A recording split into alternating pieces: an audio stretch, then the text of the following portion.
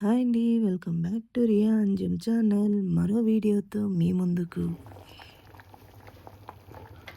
ఇవాల్టి వీడియో అయితే నేను చికెన్ బిర్యానీ అండ్ ఖట్టా చేశాను. ఈ కాంబినేషన్ అయితే మా ఇంట్లో చాలా ఇష్టపడతారండి.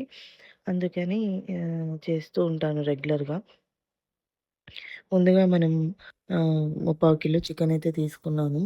బాగా వాష్ చేసుకొని ఉప్పు, పసుపుతో ఇలా వాటర్ లేకుండా కడిగి పెట్టుకున్నాననమాట. అందులో 2 స్పూన్స్ జింజర్ గార్లిక్ పేస్ట్ వేస్తున్నా. ఇది మ్యారినేషన్ ప్రాసెస్ అనమాట. 2 స్పూన్స్ జింజర్ గార్లిక్ పేస్ట్ వేసిన తర్వాత ఒక 1 ½ స్పూన్ ధనియా పౌడర్, తర్వాత ఒక్క స్పూను చిల్లీ పౌడర్ వేసి మ్యారినేట్ చేసుకుందాము.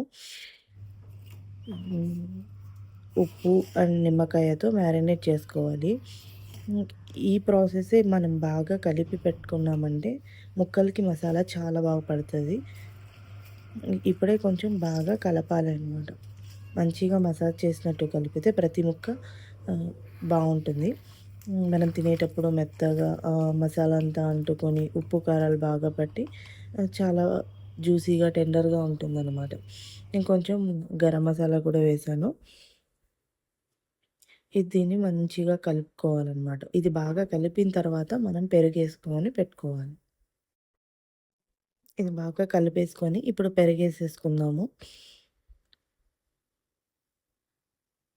ఇప్పుడు మంచిగా వేసి మంచిగా కలుపుకోవాలన్నమాట. ఆల్మోస్ట్ ఒక 250 గ్రామ్స్ పెరుగైతే పడతది. ఇలా బాగా కలిపేసుకొని లిడ్ పెట్టి పక్కన పెట్టేసుకుందాము.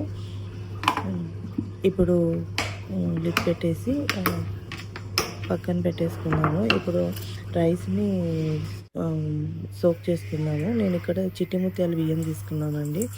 జీరగ సాంబా అంటారు కదా అది.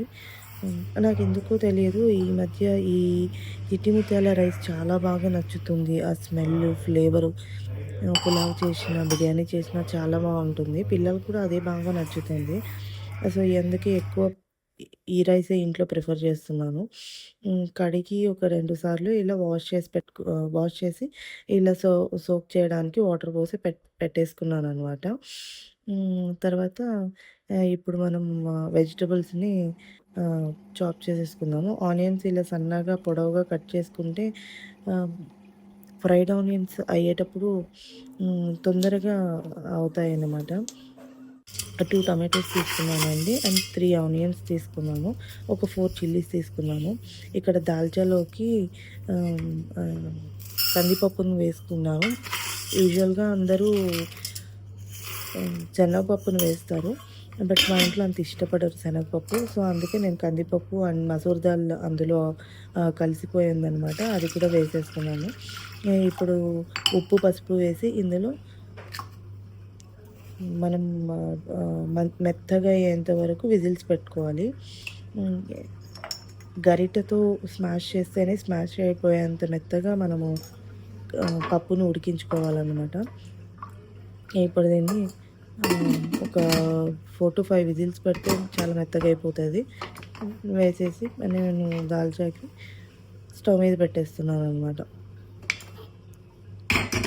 ఇంకా బిర్యానీ ప్రాసెస్‌లోకి వెళ్ళిపోదాము.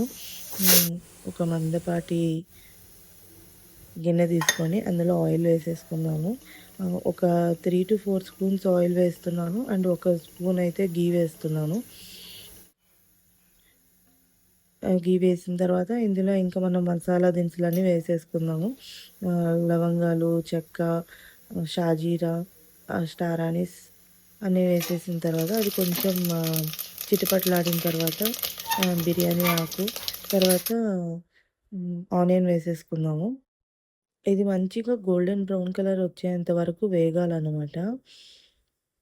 ఇది ట్రాన్స్పరెంట్ అయ్యేటప్పుడే మనం చిల్లీస్‌ని వేసేసుకుంటే తర్వాత గోల్డెన్ బ్రౌన్ అయ్యేంత వరకు అయ్యేటప్పటికి చిల్లీస్ కూడా బాగా వేగుతాయి. మిరపకాయల్ని కూడా మనం వేసేస్తున్నాం. నేను అలాగే వేస్తున్నాను. వాటికి ఘాట్లేం పెట్టలేదు. మీరు ఘాట్లు కావాలంటే పెట్టుకోవచ్చు. కొంచెం జాగ్రత్త అండి. అలాగే వేసాం కదా! చిట్లుతాయి. సో, వెంటనే మనం ఆహ్, జింజర్ గార్లిక్ పేస్ట్ హ్మ్. ఆల్రెడీ మనం చికెన్‌లో వేసాం గాబట్టి, ఇక్కడ చూసుకొని వేసుకోవాలి. రైస్‌కి ఎంత కావాలో అంత. సో, అలా అయిపోయిన తర్వాత ఇప్పుడు టమాటోస్ వేసేస్తున్నా. ఇది బాగా మగ్గాలనమాట. హ్మ్. టమాటో కొంచెం బాగా మగ్గితే ఫ్లేవర్ అంతా బాగొస్తది. బాగా జ్యూసీగా ఉంటదనమాట. కొంచెం కారం ఆల్రెడీ చికెన్‌లో వేసాం గాబట్టి, మనం రైస్‌కి ఎంత కావాలో అంత వేస్తున్నాను. ఒక స్పూను హాఫ్ స్పూను ధనియా పౌడర్, చి చిటికెడు పసుపు, ఉప్పు వేస్తున్నాననమాట. ఉప్పు, పసుపు, ఉ ఉప్పు, కారాలు మనకి కొలతలేమి ఉండవు కదండీ! సో, మన టేస్ట్‌కి తగ్గట్టు వేసుకోవచ్చు.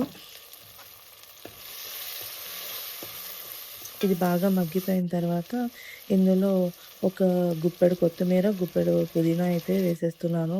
నీట్‌గా చాప్ చేసుకొని వేసేసాననమాట. ఇది కొంచెం మగ్గిన తర్వాత ఇప్పుడు మనం చికెన్ అయితే యాడ్ చేసేసుకుందాము.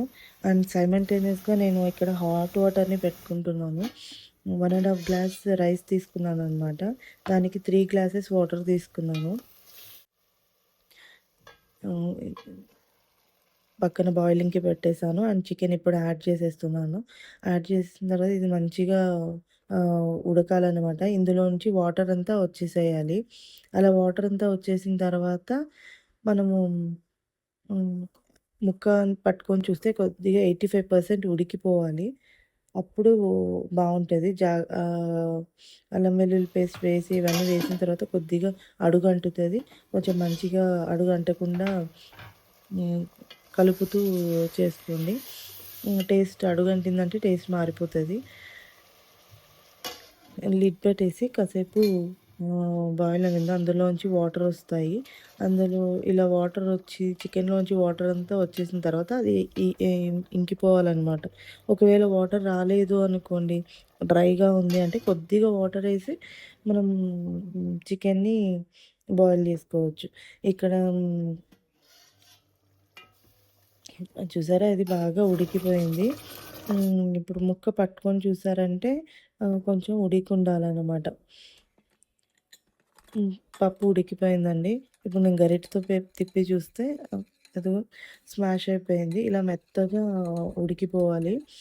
హ్మ్. ఇందులోనే ఇప్పుడు నేను సొరకాయని కట్ చేసుకొని సొరకాయని పెట్టేస్తాను. దాల్చాక ఒక్క టమాటో, ఒక ఆనియన్, ఈ సొరకాయ ముక్కలు, 2 చిల్లీస్ అండ్ ఆహ్, ఒక అరపాయ తెల్లగడ్డ అయితే పట్టిందనమాట. ఇలా ముక్కలు చేసేసుకొని ఇవి కూడా ఒక విజిల్ పెట్టేస్తున్నాననమాట. సొరకాయ ముక్కల్ని. తొందరగా అయిపోతది కదా అని. సొరకాయ మామూలుగానే ఉడుకుతది. బట్ కొంచెం విజిల్ పెడితే ఇంకా మెత్తగుంటది పిల్లలు తినడానికి అని నేను విజిల్ పెట్టేస్తున్నా. అండ్ ఒక నిమ్మకాయ సైజంతా చింతపండయితే తీసుకున్నాను. దాన్ని పల్ప్ కోసం నానబెట్టి పెట్టుకుంటున్నాననమాట. చికెనయితే మంచిగా మనకు ఉడికిపోయింది. ఇప్పుడు ఇందులో నుంచి చికెన్ పీసెస్‌నన్నీ పక్కన తీసేయాలనమాట. మనం పక్కకు తీసేసి ఇందులో వాటర్ యాడ్ చేసేద్దాము. ఇలా పక్కకు తీసేయడం వల్ల ఏంటంటే హ్మ్, మనం ముక్కలు ఆహ్, వాటర్‌లో ఎక్కువ బాయిల్ అవ్వకుండా కొందరు బిర్యానీలో పీసెస్ అసలు ఇష్టపడరు కదండీ! ఇలా చేసి చూడండి. ఆహ్, రొట్టెలేసుకుంటూ తినేస్తారు. హ్మ్. నేను పక్కన హాట్ వాటర్‌ని పెట్టుకున్నాను కదా! అలా హాట్ వాటర్‌నయితే వేసేసాను. ఈ హాట్ వాటర్ వేయడం వల్ల ఏంటంటే టేస్ట్ మారదు. తొందరగా అయిపోతది. బిర్యానీ ఫ్లేవర్స్ అన్నీ అలాగే ఎన్హాన్స్ అవుతాయన్నమాట.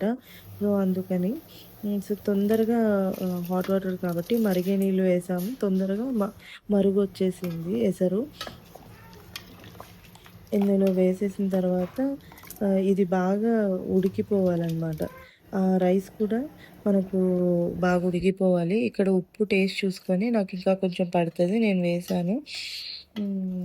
అలా ఈ టైంలోనే మనం ఉప్పు టేస్ట్ చూసుకొని వేసుకుంటే సరిపోద్దనమాట. ఇక్కడ నేను దాల్చా కోసం కట్ చేసి పెట్టుకున్నా అనమాట. 2 చిల్లీస్, తెల్లగడ్డ, ఆనియన్, పుదీనా, కొత్తిమీర అండ్ జింజర్ గార్లిక్ పేస్ట్ పక్కన పెట్టేసుకున్నాను. ఈ టైంలో ఇప్పుడు మనం చికెన్ యాడ్ చేసేసుకోవచ్చు ఇందులో. హ్మ్. ఇలా చికెన్ యాడ్ చేసేసుకొని అంతా కలిపేసుకొని హ్మ్. ఈ వాటరంతా ఎగిరిపోయేంత వరకు మనం లో ఫ్లేమ్‌లో పెట్టేసామంటే ఒక 15 మినిట్స్ అయిపోతదండి. లో ఫ్లేమ్‌లో 15 మినిట్స్ అయిపోతది. అయిపోయిన తర్వాత మనము స్టవ్ ఆపేసుకోవచ్చు. ఆపేసిన తర్వాత అలాగే ఒక 10 నిమిషాలు వదిలేసామంటే ఆహ్, అంతా మంచిగా వాటర్ దమ్ అంతా బాగుంటుందనమాట. ఇప్పుడు దీనికి లిడ్ పెట్టేసి మనం లో ఫ్లేమ్‌లో పక్కన పెట్టేస్తున్నా. లాస్ట్‌లో కొద్దిగా నెయ్యి యేసుకున్నామనమాట. వేసేసుకొని దీన్ని పక్కన పెట్టేసుకుంటున్నా నేను.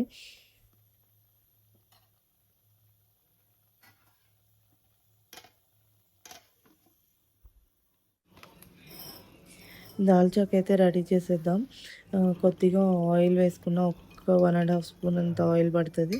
ఆయిల్ వేసేసుకొని 2 లవంగాలు, 2 ఇలాచి, ఆహ్, ఒక చిన్న దాల్చిన చెక్క అనమాట. హ్మ్. ఇప్పుడు తెల్లగడ్డని, పచ్చిమిరపకాయలని యాడ్ చేసేసుకుందాం. పచ్చిమిరపకాయలు మధ్యలోకి చీల్చి పెట్టుకుంటే మంచిగా బాగా ఫ్లేవర్స్ అన్నీ ఎన్హాన్స్ అవుతాయనమాట. తర్వాత ఇప్పుడు ఆనియన్ అయితే వేసుకుందాము. ఆనియన్ కూడా మంచిగా ట్రాన్స్‌పరెంట్ అయ్యేంత వరకు వేయించుకొని తర్వాత జింజర్ గార్లిక్ పేస్ట్ యాడ్ చేసుకుందాము. హ్మ్. మన్ ఇలా ట్రాన్స్‌పరెంట్ అవ్వాలి. గోల్డెన్ బ్రౌన్ కలర్ రానవసరం ఏం లేదు. తర్వాత ఒక 1 స్పూను జింజర్ గార్లిక్ పేస్ట్ వేసుకున్నాను. ఇది బాగా వేగాలనమాట. పచ్చి వాసన అంతా పోయేంత వరకు. వేగిపోయిన తర్వాత మనం ఇందులో 2 స్పూన్స్ కొబ్బరి పొడి వేస్తున్నా. కొబ్బరి పొడి తర్వాత చిల్లీ పౌడర్ ఒక స్పూన్ వేయాలి.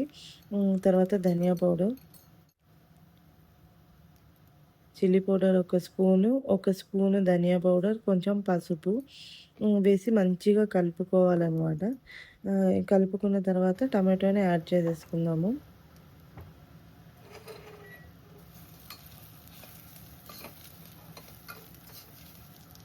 మంచిగా కలిపేసుకొని ఇలా డ్రై మసాలాస్ అన్నీ వేసినప్పుడు కాస్త ఘాటొస్తది. కొద్దిగా వాటర్ ఏసుకున్నారంటే ఘాటు రాకుండా మంచిగా వేగుతది. ఈ హ్మ్. ఇలా వాటరేసినప్పుడు మనకి ఇది వేగిందా లేదా అని ఎలా తెలుస్తదంటే పైకి ఆయిలొస్తది గదా! అప్పుడు అది వేగిపోయిందని మన గుడ్డి గుర్తనమాట. ఇప్పుడు టమాటో వేసుకుందాము. ఇప్పుడు టమాటో వేసేసుకొని అది కూడా స్మాష్ అయిపోవాలి. అండ్ కొత్తిమీర, పుదీనా కూడా వేసేసుకుందాము.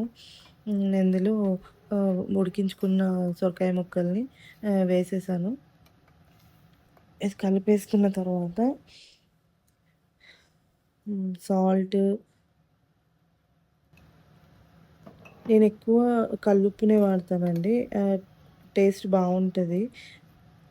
కల్లుప్పు టేస్ట్ బావుంటదని జెప్పి అదే ఎక్కువ వాడతాను వంటల్లో.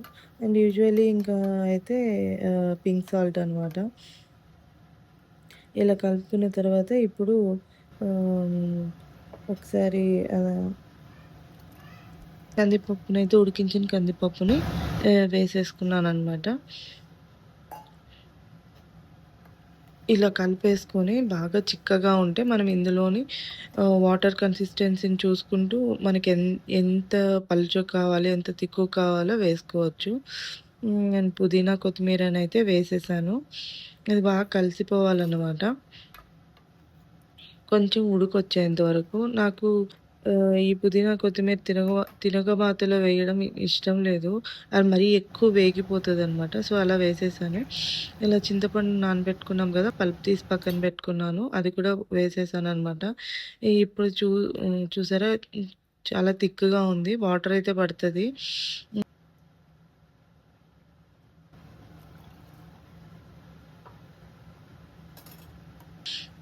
సో, ఎంత వాటర్ కావాలో అంత పోసేసుకొని ఇంకా ఉడికించుకోవడమే. ఉప్పు ఇప్పుడే ఉప్పు చూసేసుకొని తగ్గితే వేసేసుకోవచ్చు. ఇది ఇలా మరిగిపోవాలన్నమాట. ఇప్పుడు మన దాల్చా అయితే రెడీ అయిపోయింది. ఇంకా బిర్యానీ చూద్దాము. ఎలా ఉంది చూసారా? వేడి వేడి బిర్యానీ సూపర్‌గా వచ్చింది. చాలా బావుంటదండి టేస్ట్. ఒకసారి ఇలా ట్రై చేసి చూడండి. చాలా బాగుంది. ఇంకా మా పిల్లలైతే ప్లేట్లు పట్టుకొని డైనింగ్ టేబుల్ ముందు కూర్చున్నారు. స్టవ్ కట్టేసాను దాల్చాకి. ఇంకా సర్వింగ్ బౌల్‌లోకి తీసేసుకున్నాననమాట. ఇంక్ వడ్డిస్తున్నాను మా ఆయనకి.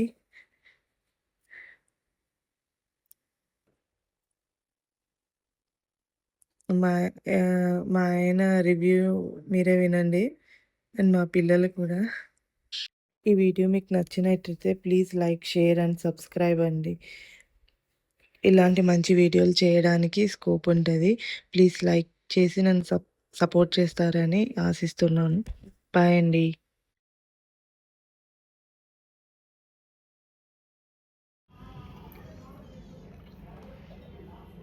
అబ్బబ్బబ్బబ్బా! సూపర్. సూపర్. సూప్